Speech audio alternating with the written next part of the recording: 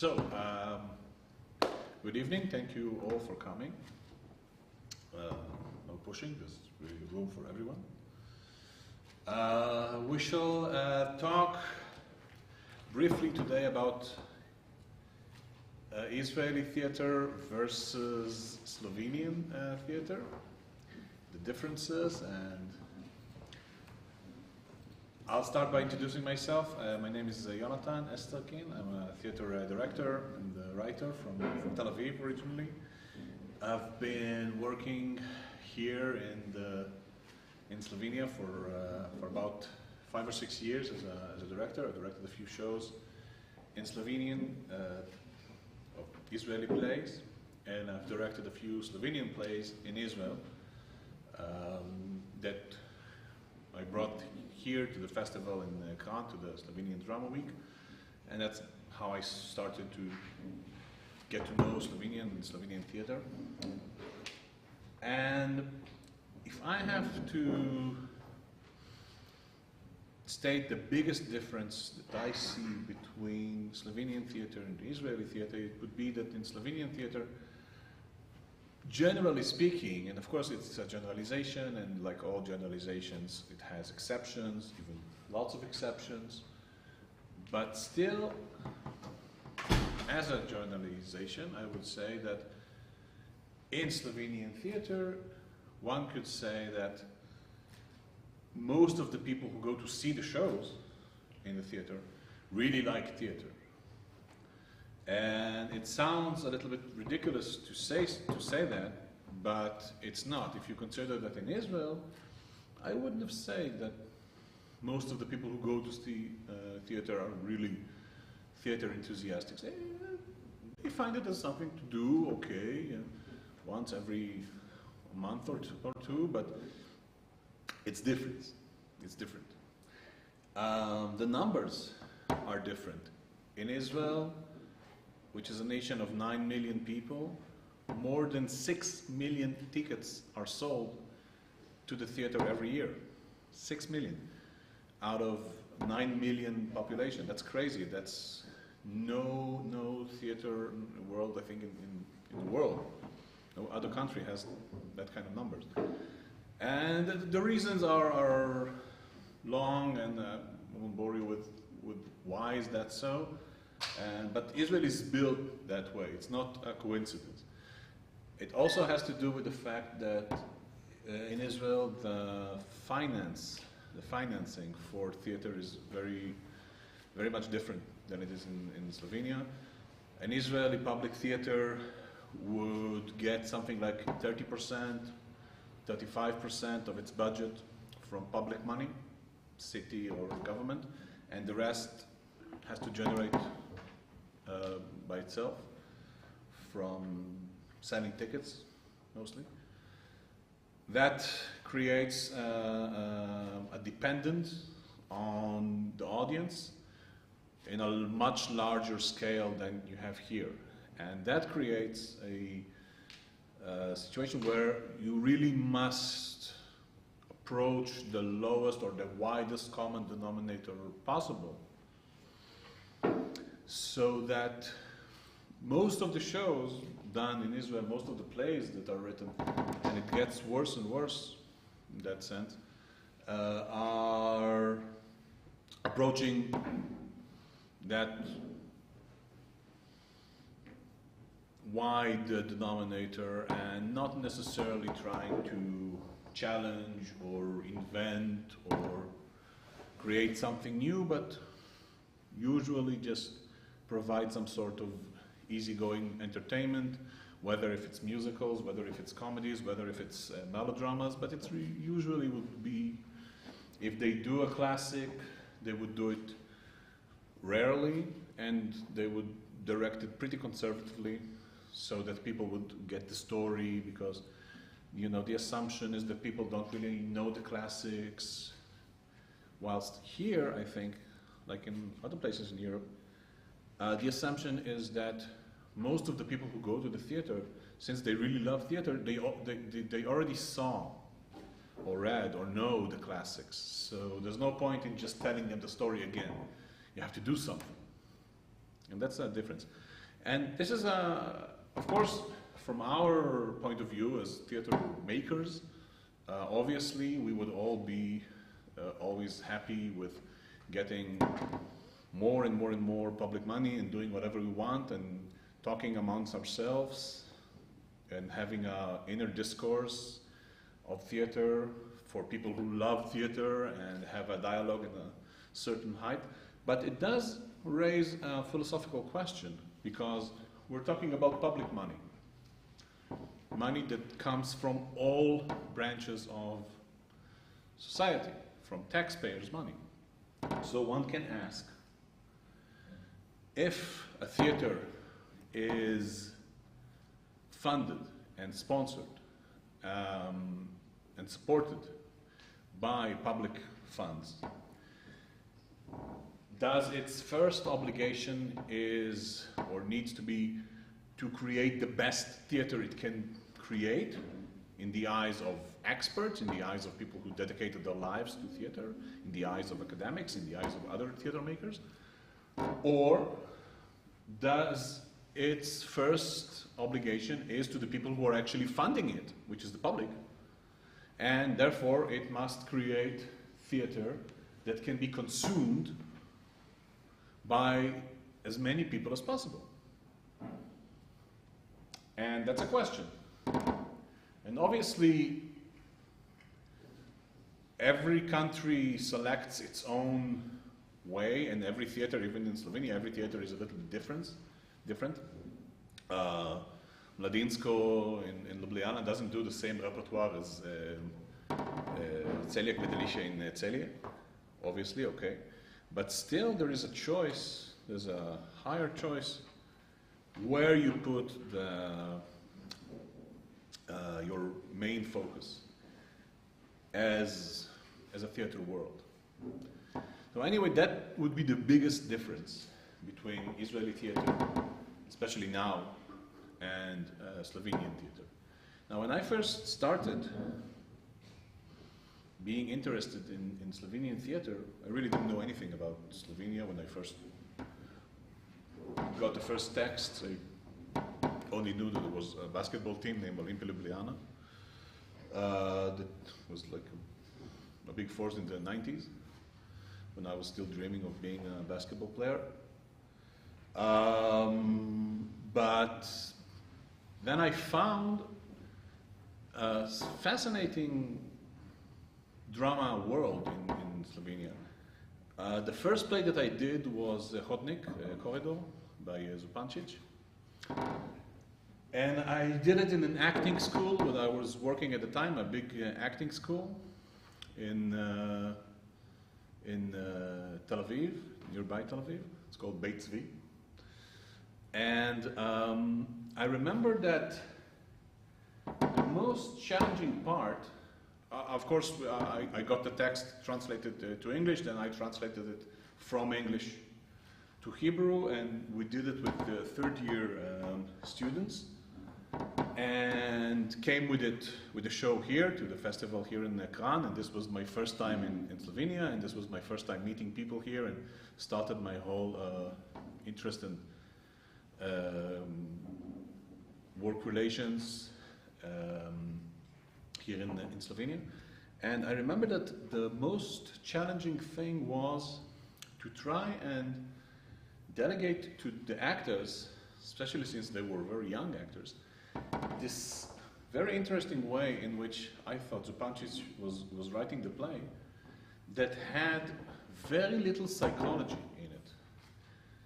Since the theater in Israel is so conservative, most of the studies, most of the studyings, most of the things that are put on stage are, again, if it's not a comedy or some musical or something like that, it's a melodrama or a realist play, psychology-based, with actors, characters that have actions and desires and obstacles and all of those things that we use in order to communicate with actors. You know, your dramatic action is this, and your obstacle is that, and you want to kill grandmother, but you can't. And what I noticed with Corridor was that he almost, Matthias almost doesn't bother himself with this kind of psychological building. He kind of jumps over that and goes directly to the end, goes directly to the effect that you as a spectator get. And this is the very interesting thing. Later on, I noticed, or I was able to characterize this kind of writing as postmodern drama, maybe. But this idea that it's a little bit more like contemporary art or dance, where it's more about the effect that you get as an audience than about the building blocks of a psychological realist drama like you're taught in the university when you're learning Chekhov. And I want to show a clip from Hodnik, from Corridor, done by the third year students then. We're talking, I don't know, 10 years ago, 8 years ago. Yeah? אנחנו מדברים על מזל, אסור לנו סתם לדבר?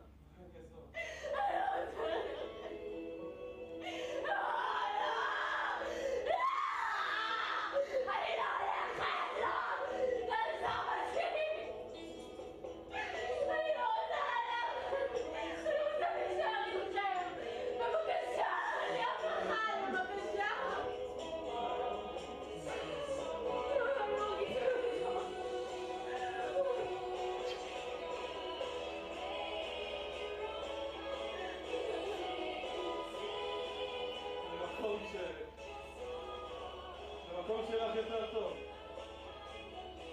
אני ואף אנחנו במשפחה עכשיו. מה אתם מסתכלים? זה לא שהיא ואני לא יכול. אני לא יכול להשאיר אותה ככה.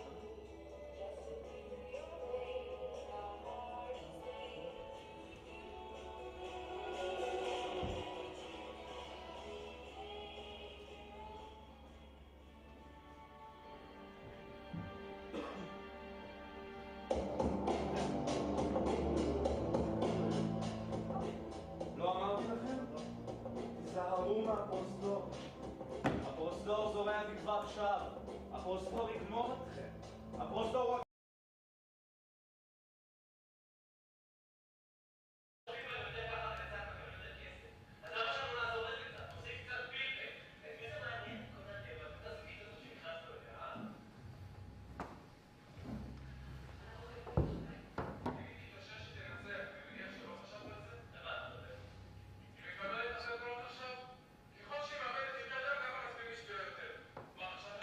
The idea was,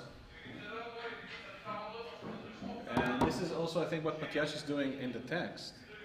So maybe mute it because the speaker is up there and it's speaking up.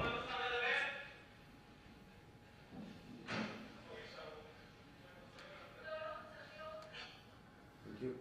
The idea was to try and again I think that this is also what Matthias is doing in the writing, is to try and treat whatever is happening like you would as an audience watching people activated. I mean, we're used to talking with actors in terms of, like I said before, psychological, well-built drama. You know, he wants that one, she wants this one. This is the obstacle. This is the action. That's what we're taught in university, at least in Israel. Again, because it's kind of an old school way of thinking about drama.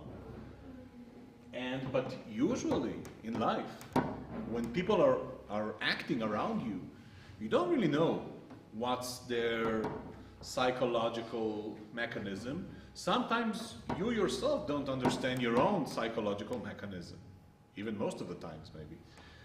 So what you're left with is just the impression that you get from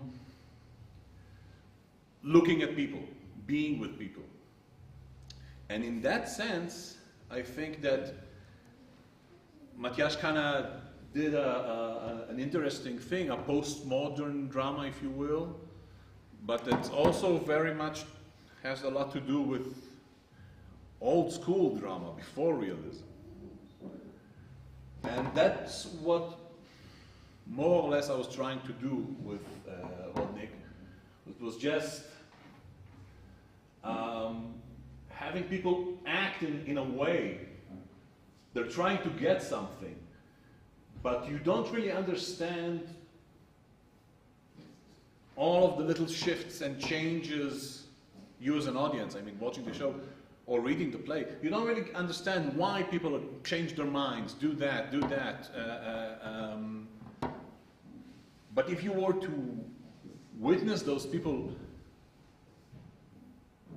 in real life, you wouldn't have understood that either. And also, because the show, I think everybody knows the story of Hodnik, it's a reality program, and at that time, even today, reality television is still a very big thing in Israel, much more than here or in other places in Europe.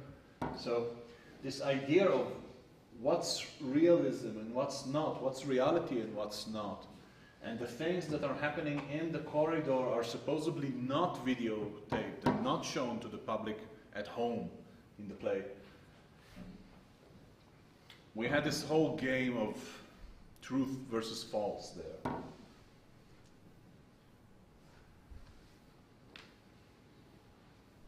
It's very... it's funny to see those guys. Then all of those videos, I added them. They're not written in the play. I wrote them in order to try and put some sort of a little bit more structure in it. And I remember when we first came here, and Matthias came to see the show. And I didn't ask his permission to add things to his play when I did it in Israel, because I didn't know that we were going to come, and you know, and it was an acting school, and I thought, who cares? And then suddenly we're here, and he's sitting there. And if you know Matthias, he's really tall. and he's sitting there in the first row, like a big tree with glasses. And you know, he's a big guy, and he came with some students, and I'm at the back, and every time there's a video on, like a video inside the show, I'm thinking, okay, that's it. That's now he's gonna stand up and say, I didn't write that. What the hell do you think you're doing? Stop everything. But no, he was really kind, and he really loved it, and he was really generous. And one of the girls fell in love with him a little bit, and so everybody was very happy, I guess. So this was the first one, and second one that they did was Vladimir, also by Matthias, the year after. And there, I remember that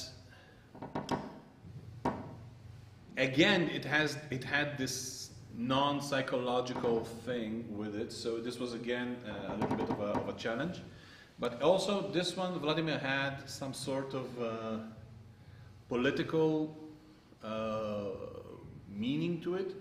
As I understood it, it was about the difference of generations between the last generation of Yugoslav and the first generation of Slovenians. It was written in the late 90s. The characters are three young guys in their early 20s that get a roommate who's in his 50s or 60s, and he's a much older generation. And we in Israel, being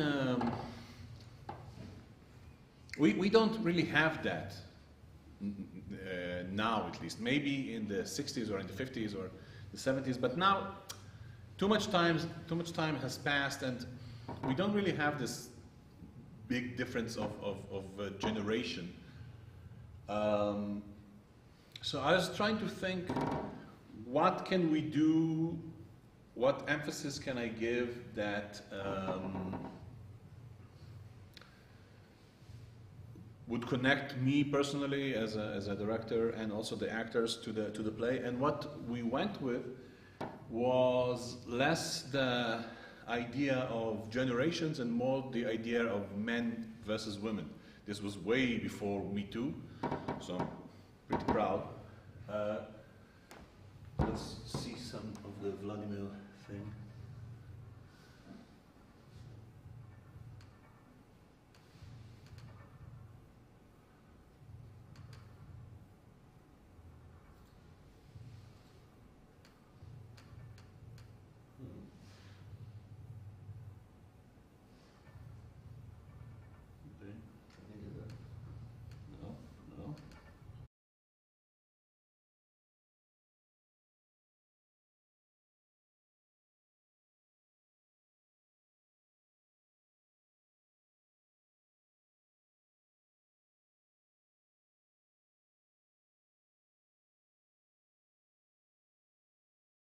Went with this men versus women thing more than the generation thing, also because obviously if it's an acting school everybody's the same age, so you don't really get this. Even if you get an actor and that looks a little bit older and you paint his hair, it doesn't really look like an older man. And so I went with this girl who lives with two guys, and then another guy comes and she finds herself outnumbered. And this idea of feminism and what we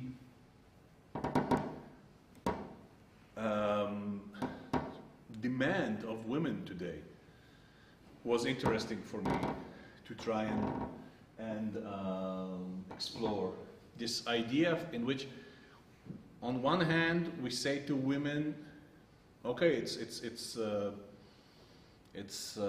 an equal world, equal opportunities, equal everything.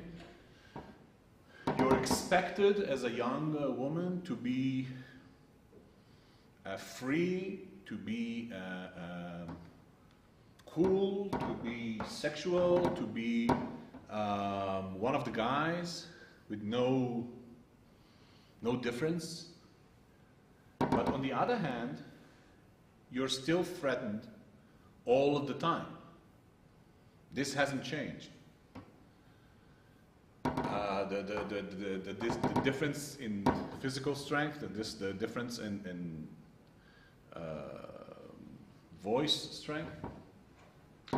And this was interesting for me to try and investigate in the show.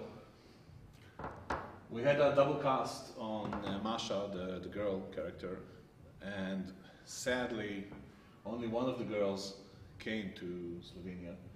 So Vital, this one that didn't come,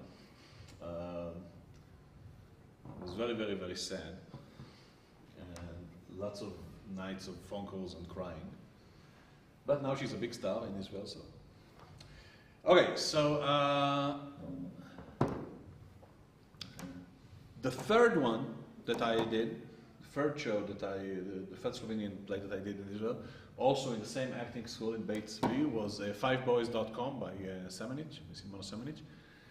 And there, I remember that the most interesting thing for me was this research of violence in the society and its origins. Where does it come from? That it comes from home life that's violent in itself, and let's hear it.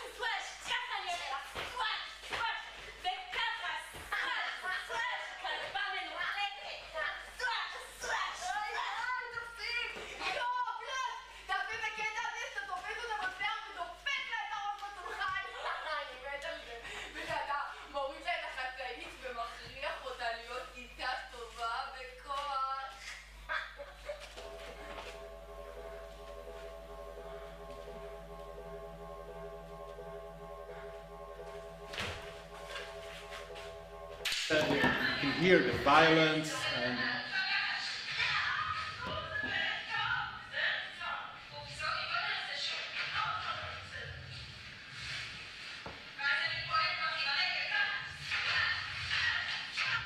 what was also interesting was this idea of two layers, because those are actors pretending to be children, pretending to be other things. Which is something I think brilliant that she did in this play. And in this play as well, you don't really get this psychology thing that I said that you have before, but in this play, because those are children, it's a little bit more understandable, because you don't expect children to be so rational anyway. But it had something that was heart-wrenching, in the sense of really seeing how violent and how cruel children can be.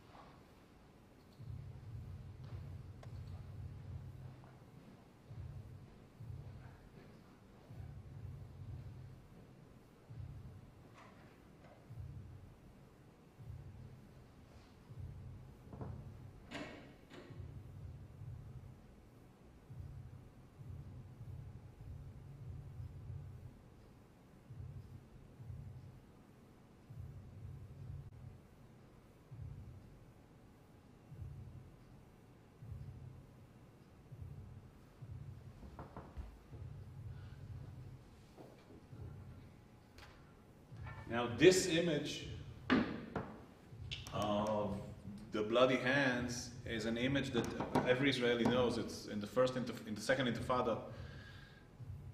Two Israeli soldiers were abducted and dragged to the Palestinian Authority and murdered by a mob. And one of the murderers took his picture in a window of the local police station in Ramallah, standing like that with the blood on his hand. So this image, I remember specifically going for that image and having the actress stand there for a while, because this is an image that almost every Israeli would have in mind because of that terror mob attack, the lynching in Ramallah in 2000, I think it was 2001 or 2002. But other than that, I think that this play, out of all of the Slovenian plays that I did in Israel, is the one that I had to change the least in order to fit the Israeli audience. And maybe it's because Semenich is dealing with children here, and children is children is children. We almost had there was a little thing that was a little bit, when they talk about their grandparents that are fighting between themselves, who is partisan and who is home guard. So this is something that's very Slovenian. And with Israel it's a little bit different, because the history is a little different, but it's not that different, because if you say, okay, let's play Nazis and Jews, obviously in Israel it works. So in a certain point, if it works better, as a dramatic than here.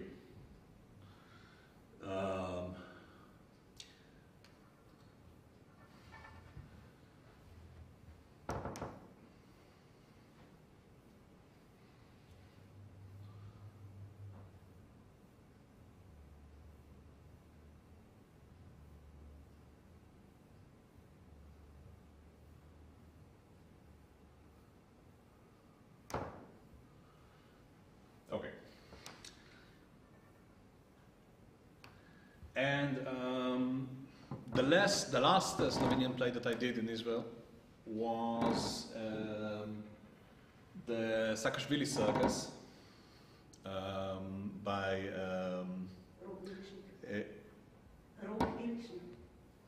yes, Rok Pilchnik, and I saw it. It's the only one that I saw before I did, because the other ones, when they were done originally here, I was in, Vladimir was, I think, 1998.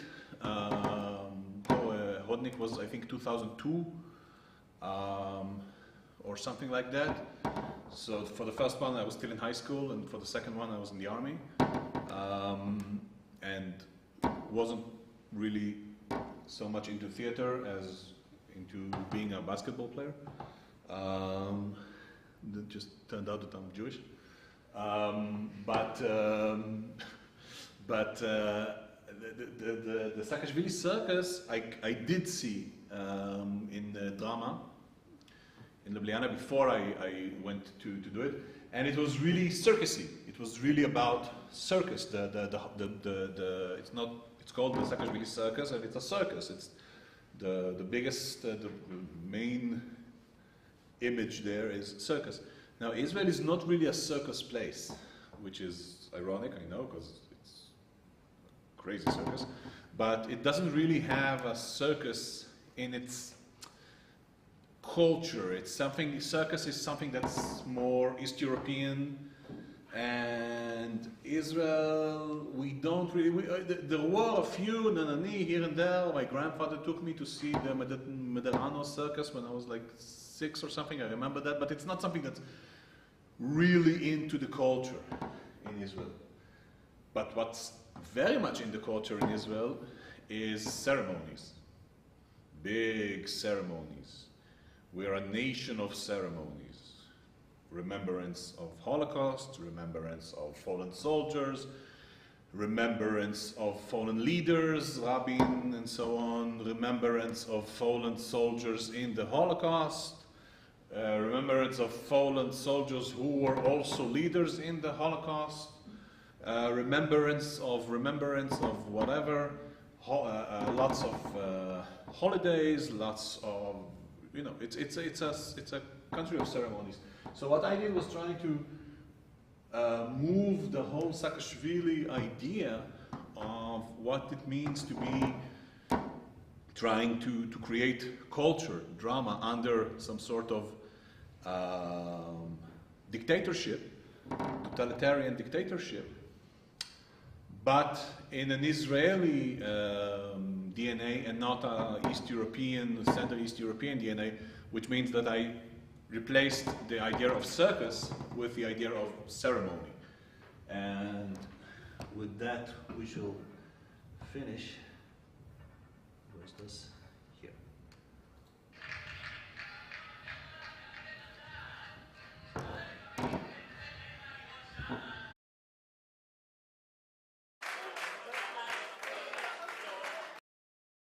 They're all dressed in military clothes, Israeli army. He has a white Star of David, blue and white, you know, Israeli colors. And they're all wearing blonde wigs. To try and connect this idea of totalitarianism with the will to be blonde and beautiful and American.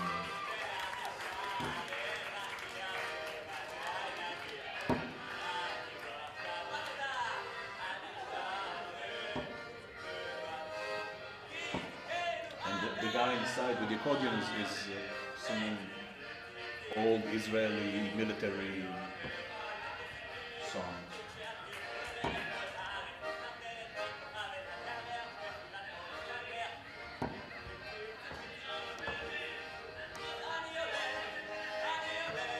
This is for Saakashvili in Hebrew.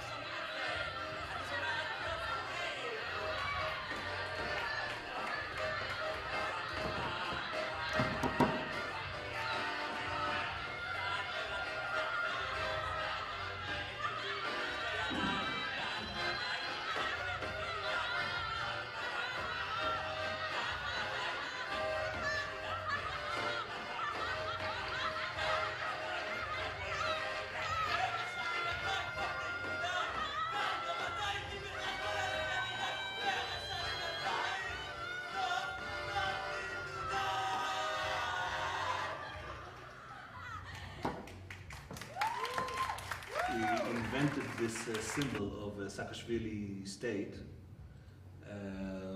This hammer is something that's used in Israeli independent celebrations. It's like a plastic hammer that when you hit somebody on the head, it makes like a stupid noise.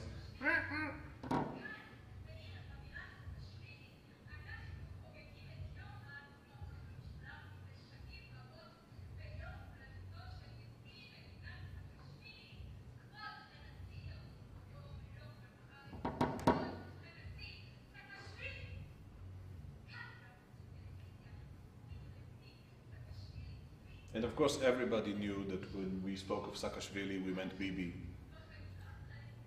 It wasn't just like people knew here that when he spoke of Saakashvili, he meant Luka Doncic.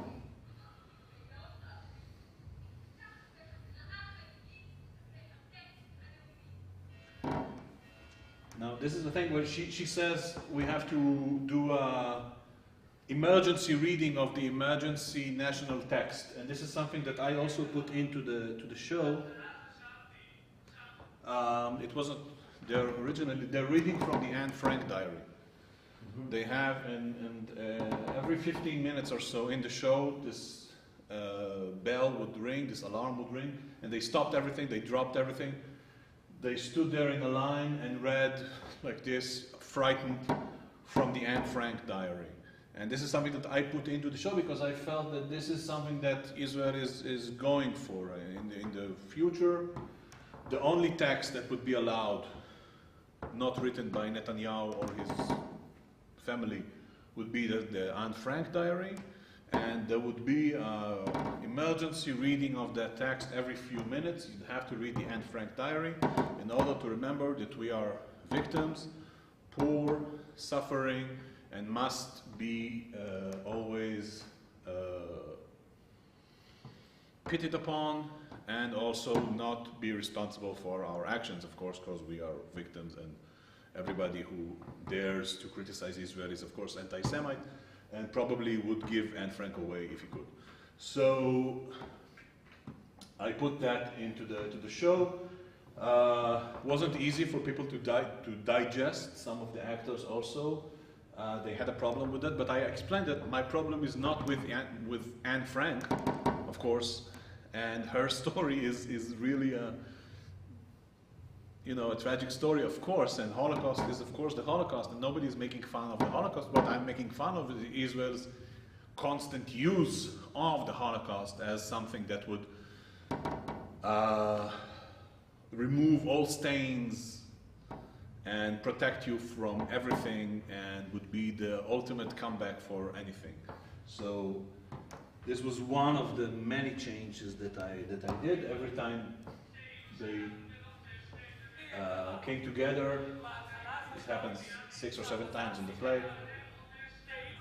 and they read mechanically,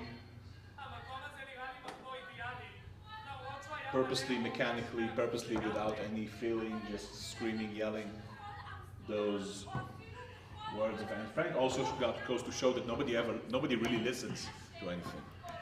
We just go through the motions when we're talking about the Holocaust.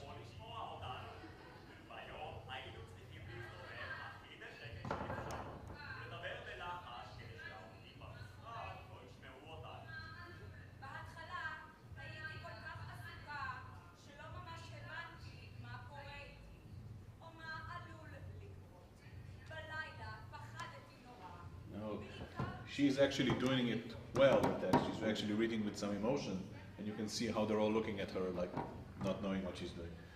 Okay. So that's it for me. Those are my Slovenian experiences directing Slovenian plays in Israel. I hope to be able to do more. And next time we'll do Israeli plays in Slovenia. Thank you very much, everyone. Good evening.